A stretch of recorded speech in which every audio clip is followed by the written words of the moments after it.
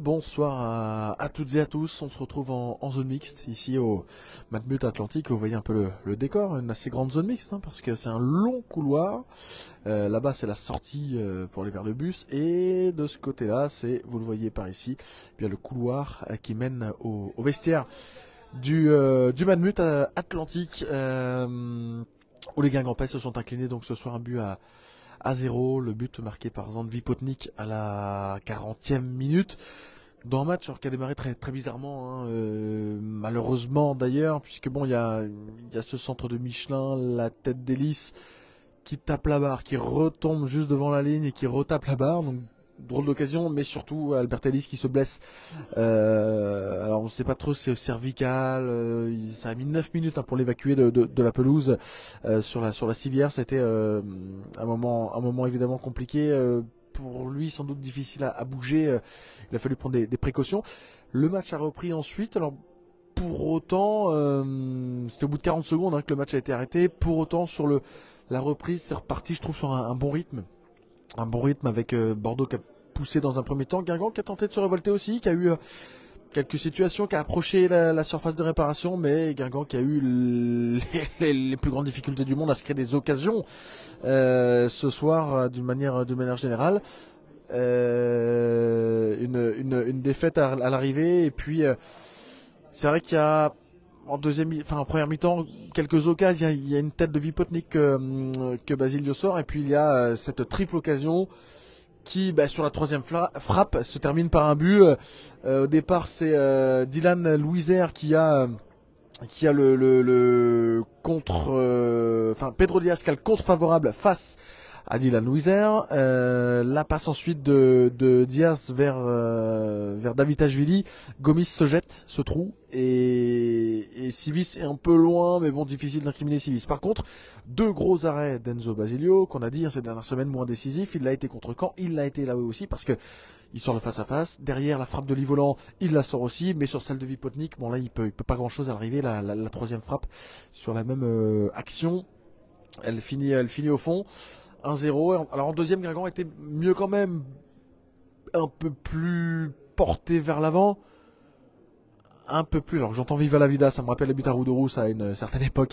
Un peu plus porté vers l'avant, un peu plus dangereux, mais à l'arrivée il n'y a qu'une occasion.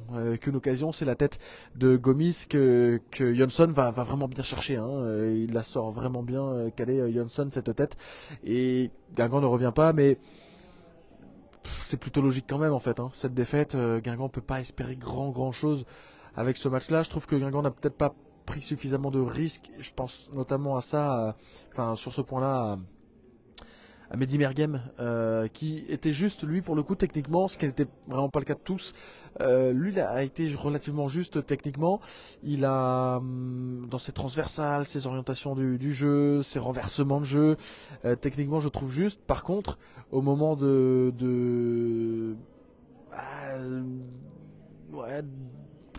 trouver des décalages, des passes clés décisives dans les actions impactantes, il n'y en a pas eu tant que ça. Il n'y a pas eu une vraie prise de risque, une vraie passe qui peut aller amener un vrai danger. Non, ça reste des passes, oui, des renversements de jeu, mais des passes latérales qui vont de droite à gauche à 30 mètres, 40 mètres des buts.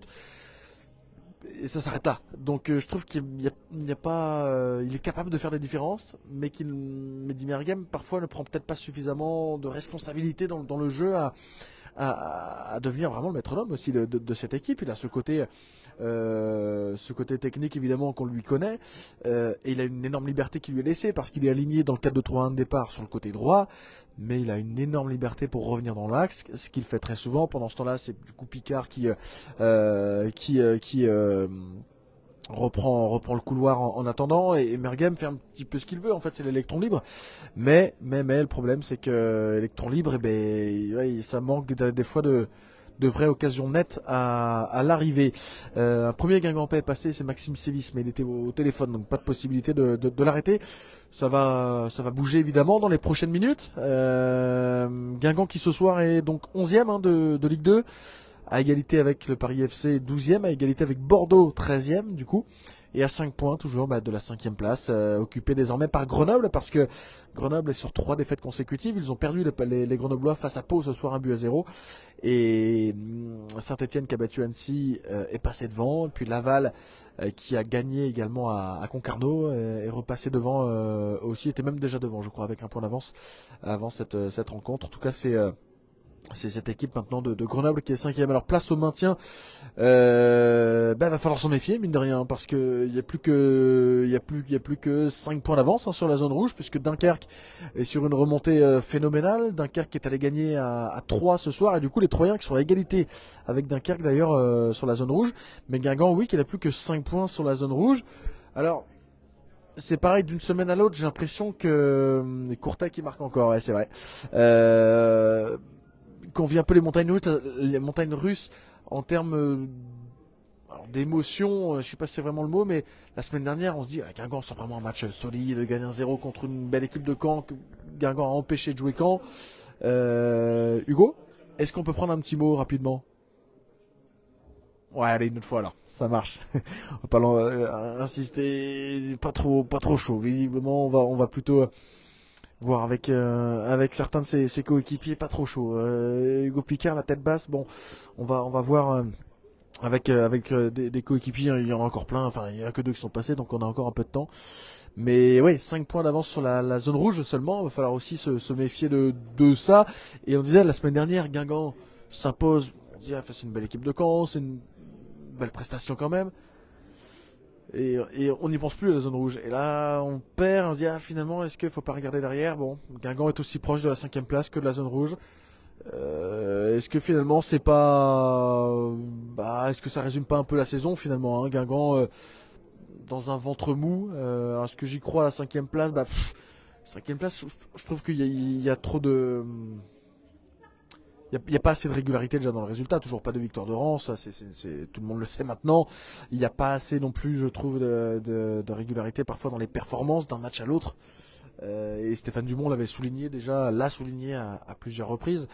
Il y a quelques erreurs individuelles qui viennent aussi pénaliser, ce qui fait que pénaliser certains matchs, ce qui fait que pour le top 5, j'espère me tromper, mais je pense que ce sera trop juste.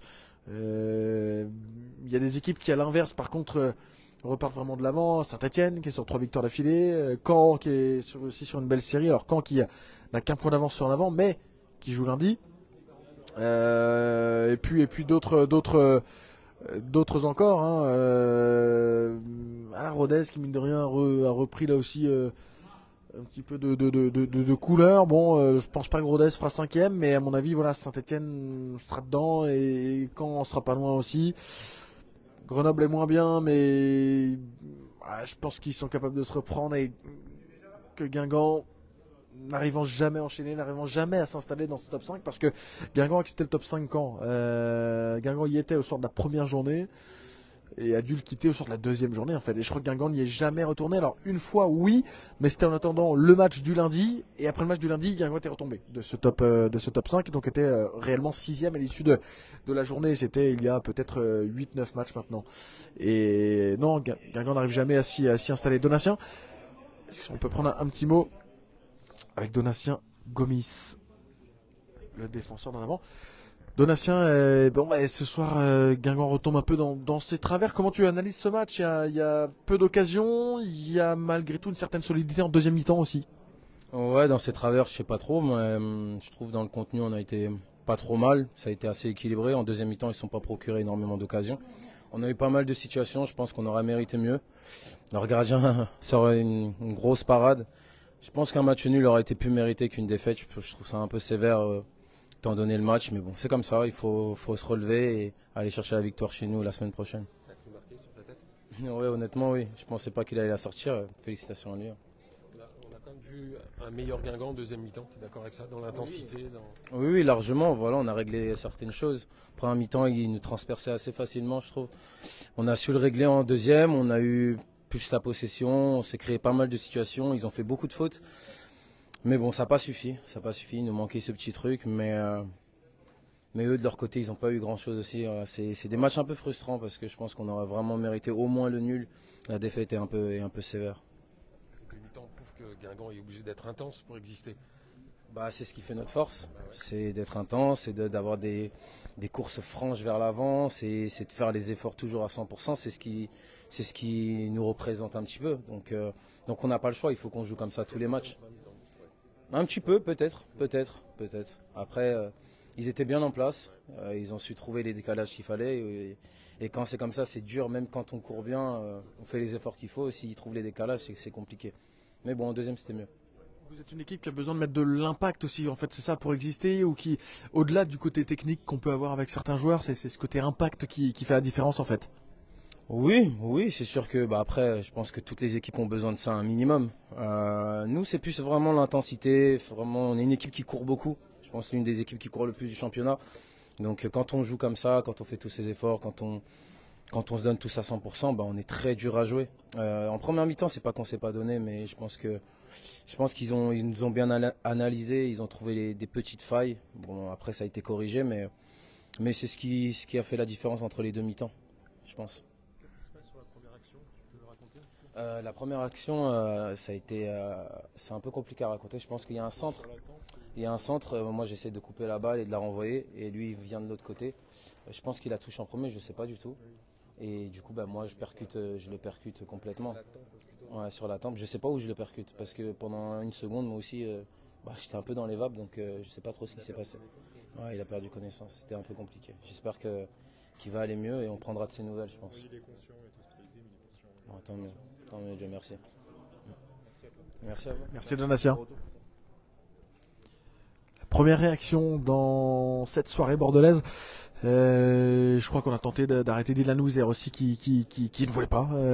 Ce soir, un confrère qui a tenté de le stopper, il n'a pas voulu s'arrêter. Le capitaine Guingampais ce soir. Donc non, on ne pourra pas entendre parler Louiser ce soir.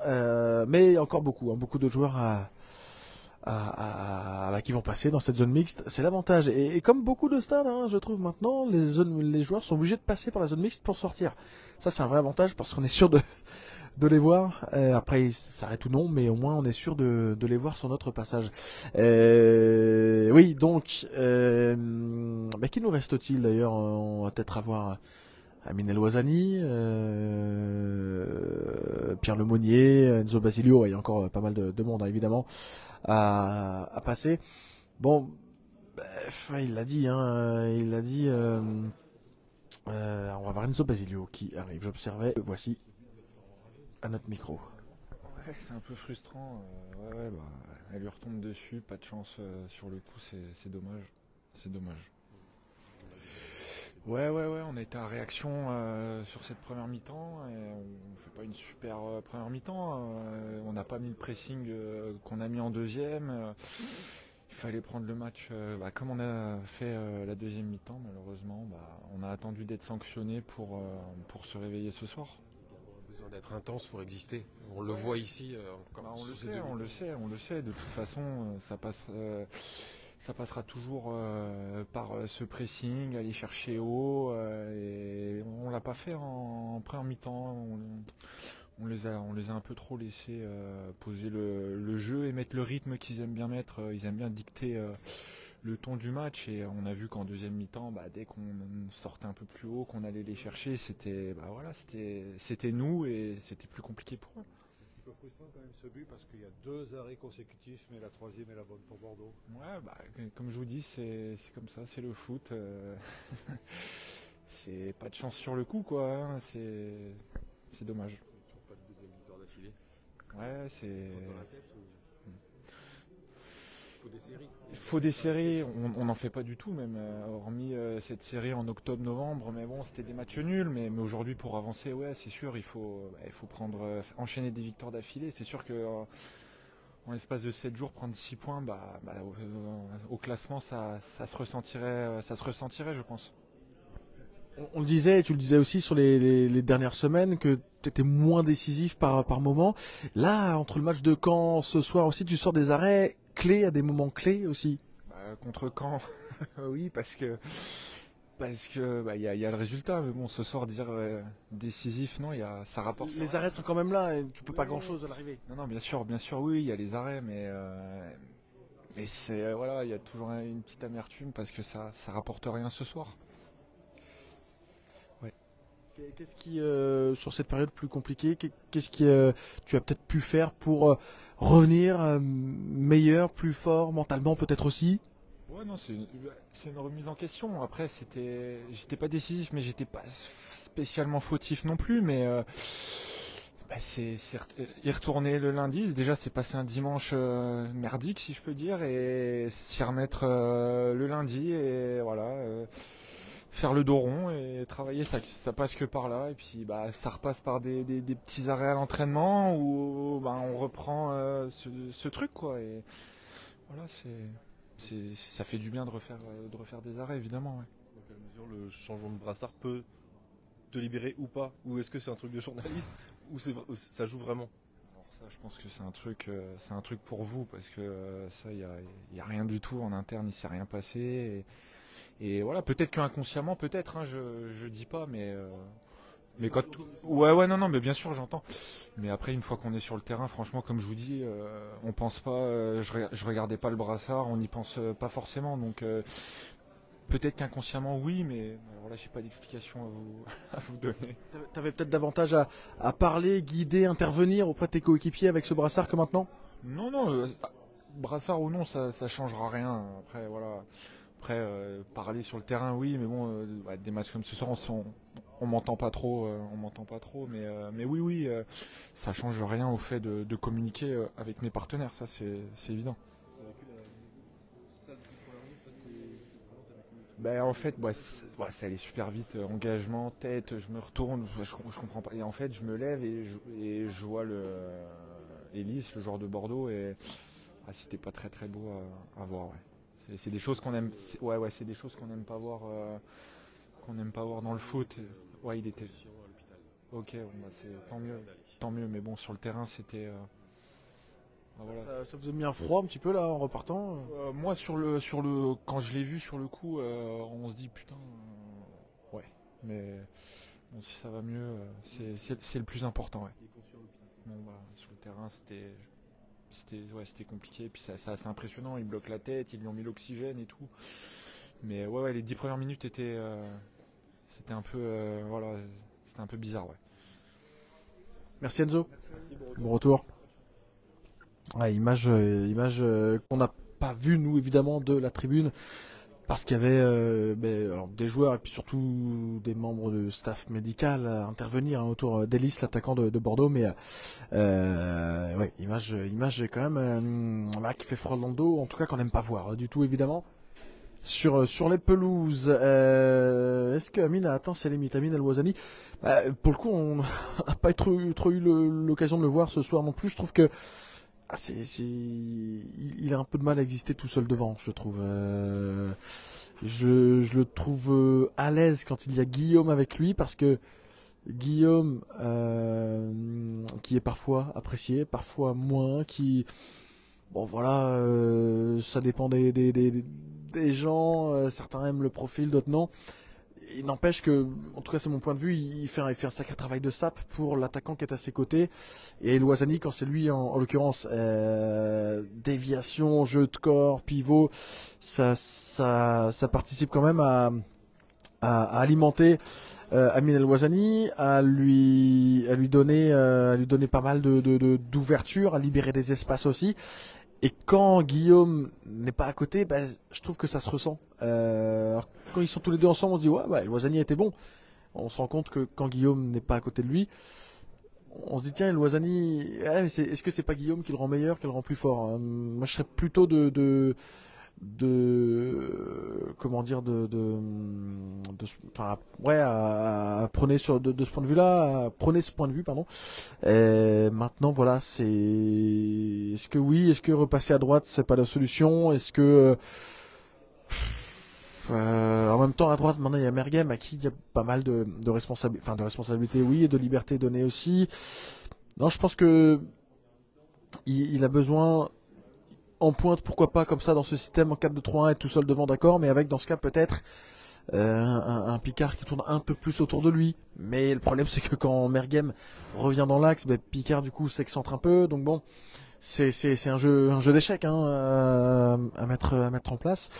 Et c'est vrai que ça c'est pas évident, mais je trouve qu'en tout cas oui, El Ouazzani Guillaume le rend meilleur. En tout cas, moi, je trouve mon point de vue, je trouve que ça, c'est une complémentarité comme il y a une dizaine d'années où il y avait, il y a 10 ans, hein, Yatabaré, Mandane. Mandane marquait peu, Yatabaré marquait beaucoup, mais parce que Mandane rendait meilleur aussi Yatabaré par ses appels qui souvent mobilisaient un défenseur ou deux, laissaient des espaces à Yatabaré et lui en profitait. Là, c'est alors avec d'autres profils, mais la même question d'une relation entre un duo et actuellement donc entre Baptiste Guillaume et Amine El Ouazzani. Il y a eu l'entrée du Bonnet qui est entré avec El Ouazzani, tous les deux étaient en pointe. On les a pas vus tellement s'exprimer offensivement parce que Guingamp n'a pas eu beaucoup de ballons à négocier devant. C'est vrai que ça aurait été bien pour de voir un peu plus Hugo Bonnet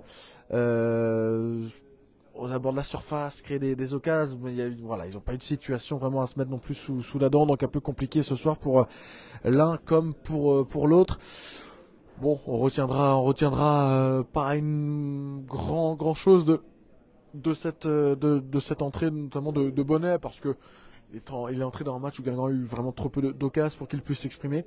Après, El Ouazzani, on va voir, on va peut-être l'avoir à notre micro. Je crois pas qu'il soit passé pour l'instant, mais bon, peut-être que ça permettra de l'avoir aussi et de prendre un petit mot avec lui sur son état de forme aussi actuel, sur la façon dont il gère cette période plus creuse, parce qu'il marque moins, on le disait, et il est plus en difficulté, plus en difficulté face au but en tout cas, moins de buts, une passe décisive malgré tout la semaine dernière. Pour lui, on attend aussi le coach de Guingamp, Stéphane Dumont, qui forcément était en conférence de presse il y a quelques instants, va passer dans cette zone mixte avant de remonter dans le car qui amènera en avant l'aéroport pour le retour à Trémuson, bien sûr, ce soir, comme il est de coutume, après les déplacements. Pour l'instant, pas trop de mouvements. J'ai vu des adjoints passer, mais pas Stéphane Dumont. Je suis pas loin de la porte, mais pour l'instant, voilà, pas de mouvement aux abords du vestiaire d'en avant. Bon, ça va très certainement bouger dans les prochaines minutes à nouveau. Après cette défaite, c'est vrai que bon, c'est dommage parce qu'il y a des matchs où on disait Basilio n'a pas forcément été décisif. Là, pour le coup, ce soir, il sort double parade vraiment exceptionnelle sur l'action qui amène le but, mais il y a la troisième frappe, ça va au fond, et pour le coup il n'a pas la réussite, on peut pas lui reprocher quoi que ce soit. Il sort une tête avant de Vipotnik aussi, alors la tête lui est plutôt mise sur lui, mais quand même faut sortir l'arrêt réflexe. Il était battu sur la tête d'hélice en tout début de match sur la barre, mais voilà, autrement il a quand même livré une partie plus que cohérente. Une frappe aussi croisée de Vipotnik en deuxième mi-temps qui sort dans un angle plus ou moins fermé, il sort l'arrêt qu'il faut. Non, il a été plutôt à son aise ce soir dans les airs. Il y a eu un ballon un peu plus difficile à négocier, mais globalement il a fait le match aussi. Bon comme il disait, c'est vrai que ce soir c'est pas une double parade décisive dans le sens où le but arrive dans la foulée, mais fallait la sortir quand même. Et je pense que d'un point de vue confiance, ça rassure de sortir ce genre d'arrêt, de sortir ce genre de ballon, de parvenir à écarter ce genre de situation, d'occasion pour l'adversaire, tout simplement. Bon, on attend toujours Stéphane Dumont ou d'autres joueurs, puisque on aura Stéphane Dumont, mais peut-être aussi d'autres joueurs. Après Donatien Gomis et Enzo Basilio, peut-être aurons-nous Amine El Ouazzani, on disait, qui n'est pas passé. Lucas Marronnier n'est pas passé, je crois pas pour l'instant. Victor Lobry est passé, Dylan Louiser, Maxime Sévis, Pierre Lemonnier, on disait Baptiste Guillaume n'est pas vu non plus. Il y aura peut-être un petit peu de monde. Stéphane Dumont qui arrive en zone mixte après donc ce match face à Bordeaux. Stéphane, c'est un match, est-ce qu'on peut parler de demi-temps bien distincte pour en avant ce soir? Ouais, je pense que la seconde mi-temps est de bonne facture. La première, on a manqué un peu d'agressivité, on a eu du mal à rentrer dans le match. On n'était pas on a manqué d'agressivité. C'est vrai que plus le match est passé, mieux c'était. Et c'est vrai que sur cette deuxième période, les garçons ont tout donné et il nous a manqué malgré tout un peu de tranchant sur notre qualité de centre. On est beaucoup passé dans les couloirs une nouvelle fois et sur la qualité du centre, sur la qualité de la frappe. Voilà, c'est trop peu juste pour pouvoir faire mal. Donc les joueurs ont fait beaucoup d'efforts. Toute la seconde période, on s'est installé dans le camp adverse en essayant de ne pas subir, d'être acteur des choses. Mais c'est vrai que autant il manquait un peu d'agressivité en première période sur le plan du duel, autant il en manquait en termes de tranchant sur la qualité du centre, sur la qualité de la frappe. Et puis on a cette occasion aussi pour faire le 1 partout. Le gardien est décisif. C'est un match avec une analyse bizarre et difficile parce qu'on a la sensation d'avoir été acteur et les joueurs ont tout donné. Mais c'est vrai qu'en début de match, on a trouvé un manque d'agressivité malgré tout de la part de l'équipe. Et quand on a repris un peu le contrôle de ça, au bout d'un quart d'heure, au bout de 20 minutes, on est sanctionné, j'allais dire là dans la période où on est un peu mieux. Et par contre après on a essayé de revenir, on a tout donné, on a avancé. Mais il nous a manqué trop de justesse sur les centres. Voilà, sur les centres, sur la finition, sur tout ce qui est aux abords. Manque de tranchant. Donc oui, une frustration malgré tout. Est-ce que l'arrêt de jeu du début de match avec des images qui, on en parlait avec Enzo et Donatien, qui n'étaient pas évidentes à voir, a pu un peu gêner aussi tout le monde là dans la reprise ou pas du tout? Déjà c'est difficile. Aujourd'hui, avant de parler foot, j'espère que pour Albert Ellis tout va bien, parce que c'est ça la priorité, c'est la santé du joueur en priorité. D'accord. Et une fois qu'on a... D'accord. Et une fois qu'on a dit ça, non, il y a eu une coupure, ça a calmé. Et puis après cette coupure, on a 2-3 incursions dans du jeu à 3 sur le couloir avec Victor. Mais voilà, ça manque de tranchant, ça finit par des coups de pied arrêtés. Sur les coups de pied arrêtés, on a manqué de tranchant aussi. Et il y a une frustration parce que les joueurs ont tout donné. Voilà, c'est pas un match comme à Ajaccio il y a 15 jours, bien au contraire. On a été capable de les bousculer et d'essayer de les bousculer sur le match, en étant acteur des choses, en allant haut, en ne subissant pas. Mais il nous a manqué de vraies occasions pour pouvoir faire mal. Mehdi Merghem, sur son côté, qui était assez juste techniquement quand même, notamment en première mi-temps, mais est-ce qu'il prend pas suffisamment de risques finalement aussi dans son jeu? Est-ce que c'est pas un peu trop pas plat, mais est-ce que ça manque pas un peu de prise de risque? Mehdi il prend des risques. Mehdi il en prend des risques, il en prend et il dribble. Non, il prend ces risques-là. Après, Mehdi, on connaît sa qualité, on sait ce qu'il peut nous apporter. Maintenant, ce qu'on aimerait, c'est qu'il soit capable de nous faire gagner les matchs, de nous sortir la frappe, le coup franc, le centre qui nous permet de passer un cap et de basculer dans le match. Mais oui, de toute façon, je le dis à chaque fois, je suis satisfait de Mehdi, mais des joueurs comme ça, on n'en a pas beaucoup. Et donc forcément, on en attend toujours plus que les autres. Et c'est le cas avec Mehdi. Donc après, il fait beaucoup d'efforts. C'est aussi pour ça qu'on est vigilant avec lui. On a pris beaucoup de cartons aujourd'hui. Et il a fallu être vigilant sur la fin de match pour pas prendre des rouges. Parce qu'on sort de ce match-là avec 5 cartons jaunes. C'est quelque chose d'incroyable malgré tout. Quand on revoit en plus là où les teneurs des fautes. Et il a fallu qu'on soit vigilant parce qu'on a perdu des joueurs, en tout cas qui étaient sous le coup d'une suspension et on ne voulait pas aggraver ça sur la fin de match. Oui, Donatien Gomis et Dylan Wiser qui seront absents à Concarneau. Ouais, exactement. Je trouve que c'est des cartons difficiles parce que je veux dire, sortir de ce match-là avec 5 cartons, c'est une frustration supplémentaire. Mais voilà. Non, les joueurs sont restés dans le match. Ont essayé de faire basculer les choses. Maintenant, il nous a manqué un soupçon d'agressivité pour pouvoir sortir d'ici avec un résultat. Merci Stéphane. Bon retour à Guingamp après ce match ici à Bordeaux. Bon, je pense qu'on arrive à la fin de cette zone mixte. Alors, il y a quelques joueurs que j'ai pas vus, mais qui m'ont peut-être échappé aussi pendant que j'étais en interview avec les uns et les autres. Bon, voilà, je pense qu'on arrive un peu au bout de cette soirée. Ben Mohamed, 3 points d'interrogation. Alors, peut-être que, qui pose la question, Benoît, n'a pas suivi. Ben Mohamed, il est blessé au dos et pour l'instant, alors, je ne sais pas s'il y a vraiment un diagnostic de poser et surtout pour l'instant, on ne sait absolument pas quand est-ce qu'un retour sera possible. Donc là, pour Ben Mohamed, je ne sais pas si c'est prématuré d'annoncer une fin de saison, mais ça semble quand même pas prendre le bon chemin. Hélas, pour le latéral gauche qui avait très clairement tenu son couloir pendant 13 matchs, je crois qu'il a joué depuis le début de la saison en Ligue 2. Voilà un petit peu pour cette soirée, ce débrief, ces réactions que l'on vous postera, que vous pourrez retrouver dans la foulée d'ailleurs sur Facebook, puisque si vous n'avez pas vu le début, vous pourrez retrouver tout cela dans un instant, avec la vidéo qui va se poster de ce direct. Et puis, on se retrouve évidemment alors dans la semaine pour divers contenus. Vendredi pour un avant-match, et puis samedi à Roudourou, Guingamp 3 pour la 27e journée. Et à nouveau essayer de repartir de l'avant. Pourquoi pas, à défaut d'avoir 2 victoires de rang, eh bien avoir 2 victoires de rang à domicile sur cette série pour en avant face à l'Estac.